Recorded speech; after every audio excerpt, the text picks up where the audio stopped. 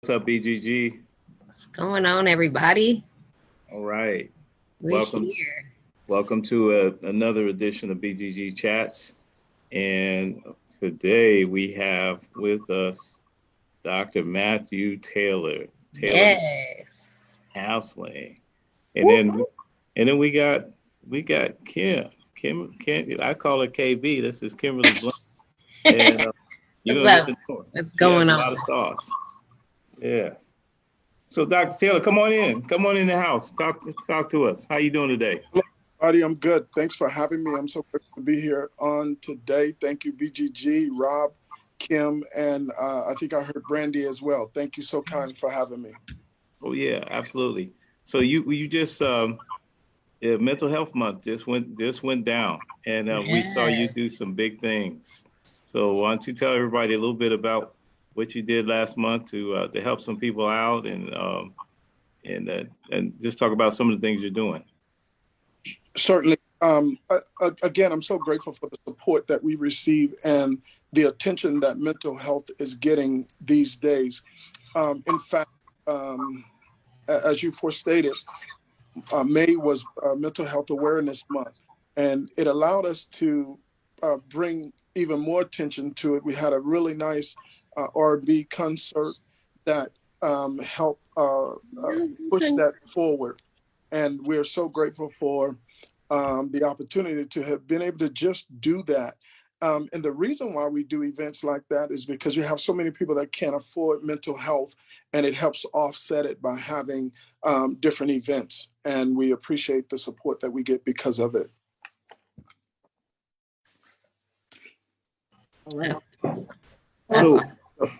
yeah, so sorry about that, a little technical difficulty. Yeah, So no problem. Right. so one of the things that I know you were talking about earlier, we were talking about off camera about business and mental health.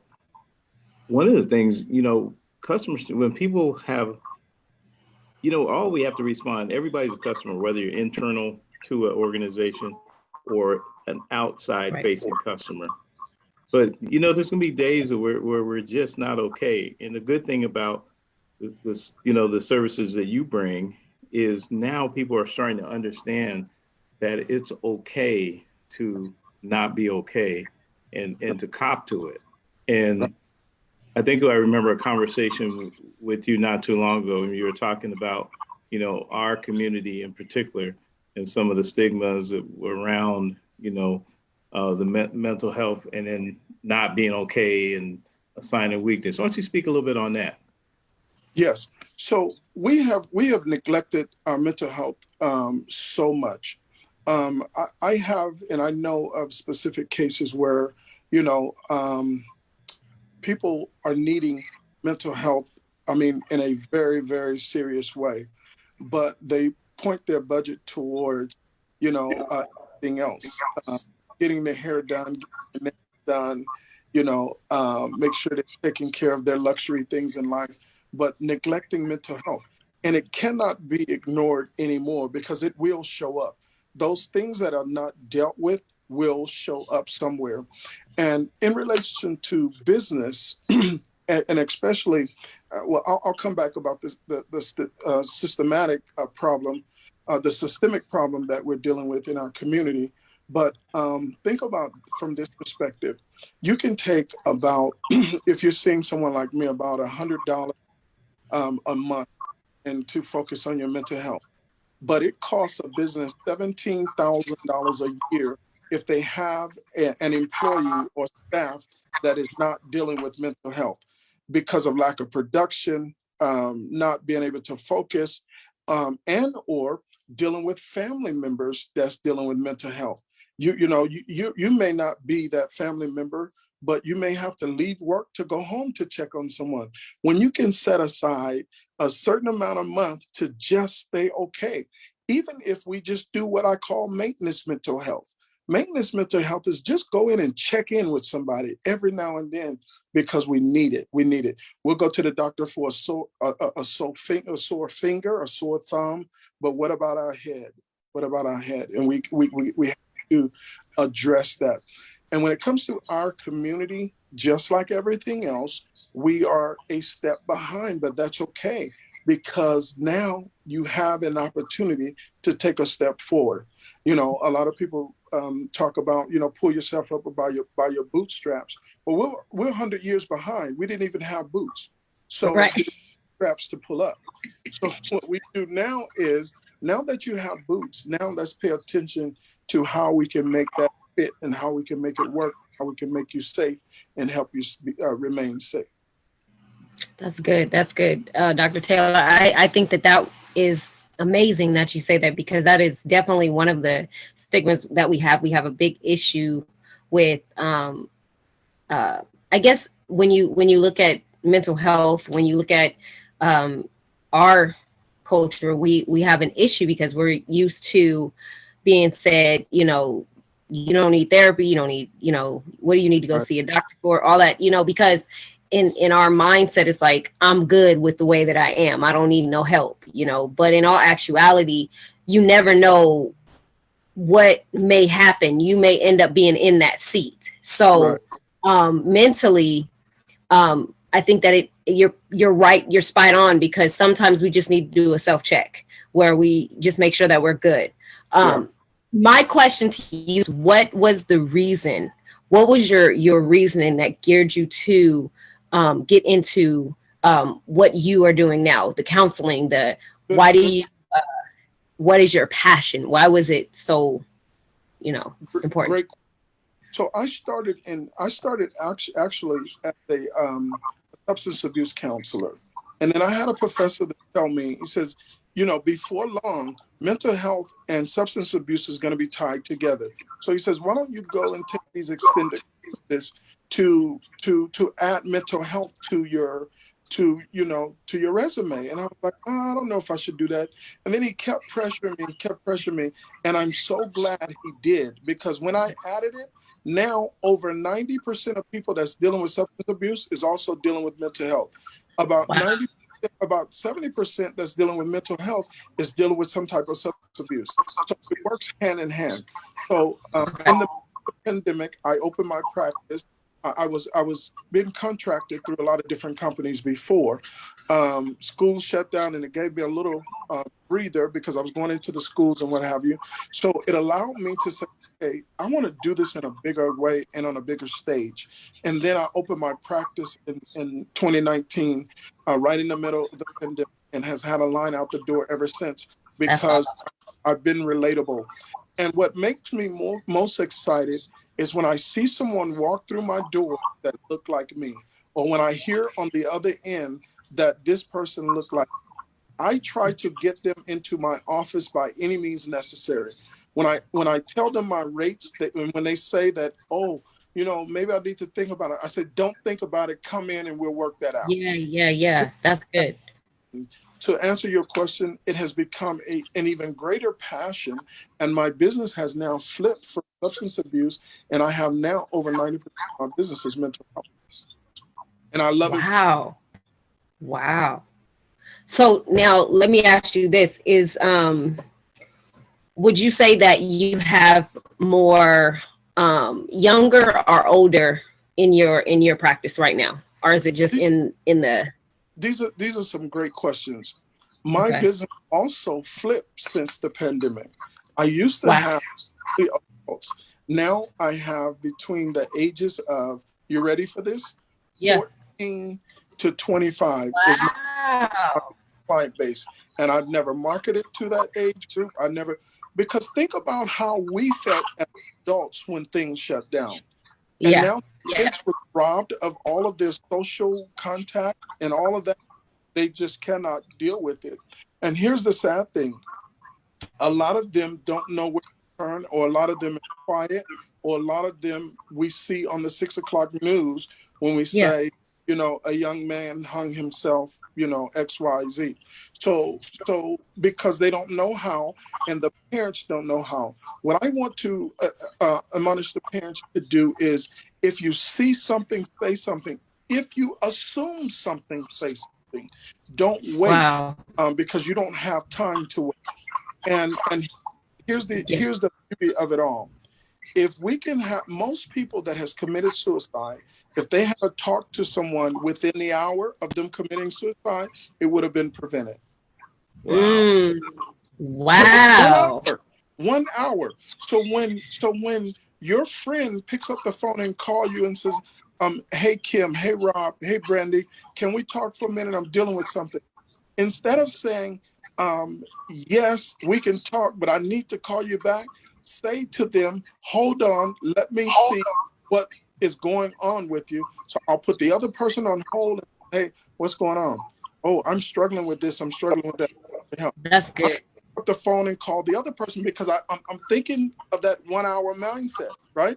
So Right. I'm up the phone. That other person says, hey, can I call you back? I have an emergency on the other line.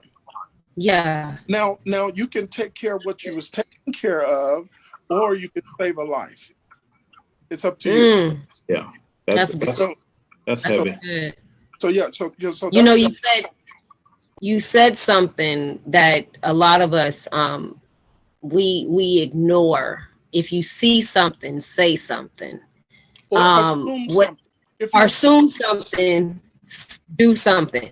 My thing is, because in our society now, and I have to just be blatantly honest, that we don't care to focus on that. We just go throughout our lives day to day.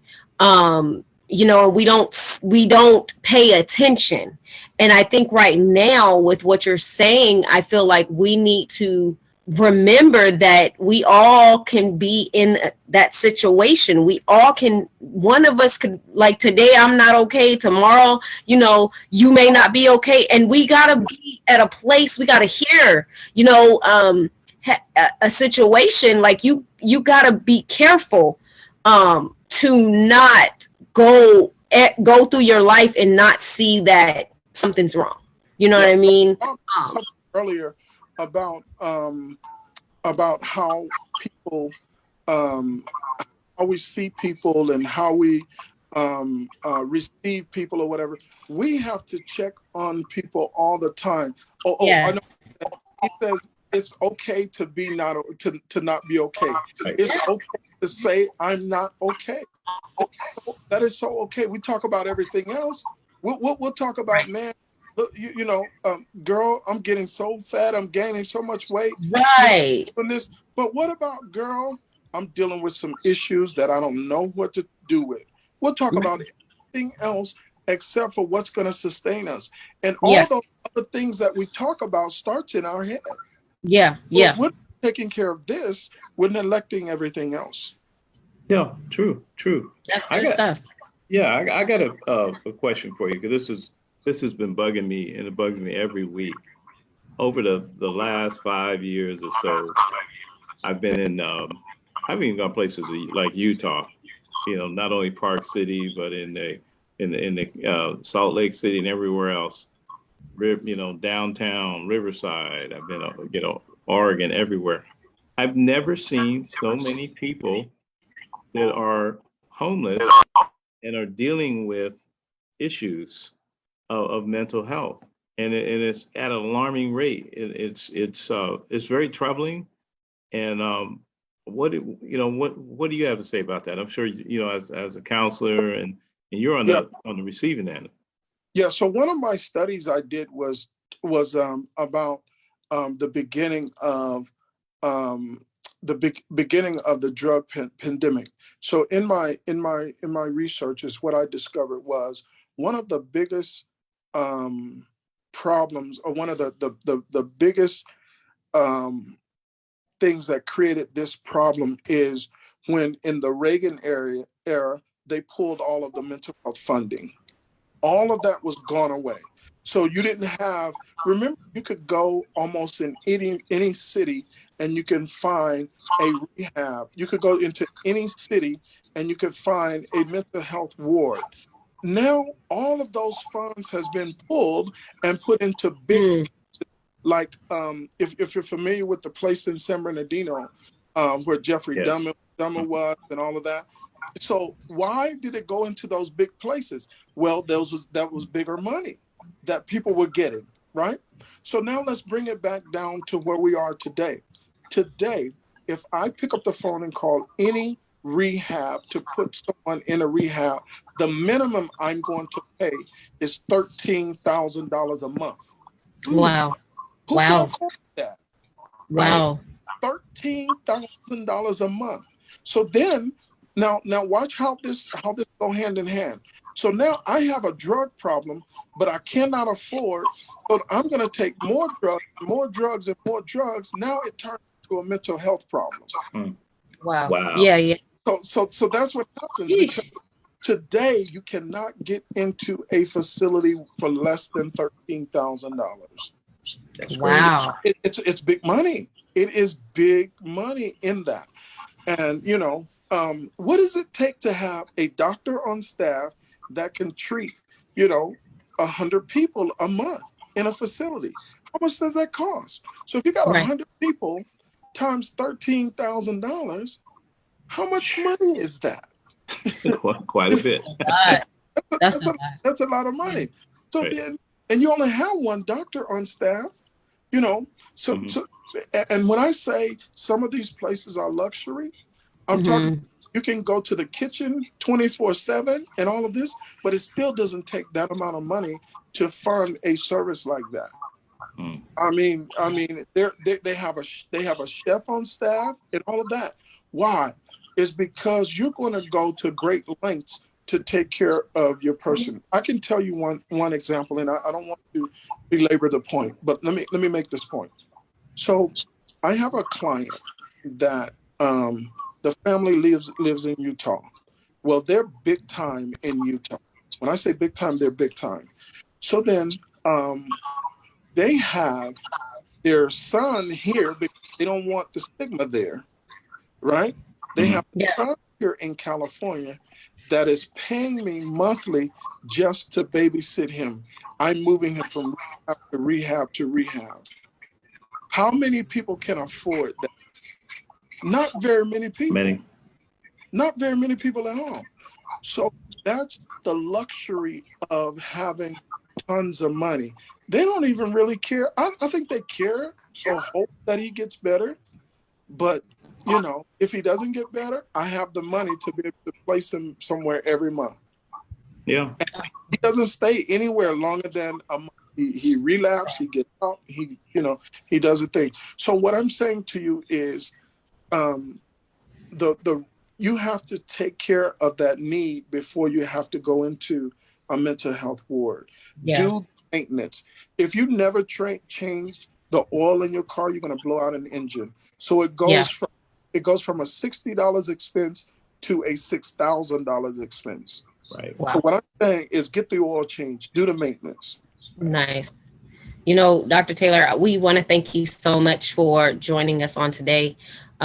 We find everything that you spoke on is very, very important and informative. So I thank you. Me and Rob, BGG, we want to thank you so much for joining us on today, for giving us those nuggets. You guys make sure you check Dr. Taylor out. You can follow him on Facebook under Matt Taylor. And if you are looking for a mental health therapist or someone to just talk to because you need some little assistance, make sure you reach out to him because he's an amazing gentleman. So we want to thank you for joining us on today, Dr. Taylor. Thanks for having me. I'm so grateful to be here to lend my voice. But anytime you need me, call me. And as Rob know, that I'll be there as fast as I can. Oh, yes, he will. Yes, he will. Shout out your email address or your. So I see clients all over the country because we have this platform called Zoom. But awesome. I have a physical location in Wildomar, California. That's between Temecula and Marietta. Taylormade Counseling and Consulting. You can email me, and I check all of my emails at taylormadecounseling54@gmail.com. Or you can also reach me at 951-500-7636. I will never have an office phone. My phone will always be my cell phone. Awesome. Direct because I don't know who life I may have to save. There you go. Appreciate you, Dr. All right, Doc. All right. Thank you, guys. I appreciate it. All right, BGG out. BGG. All BGG, right. thank you. All right.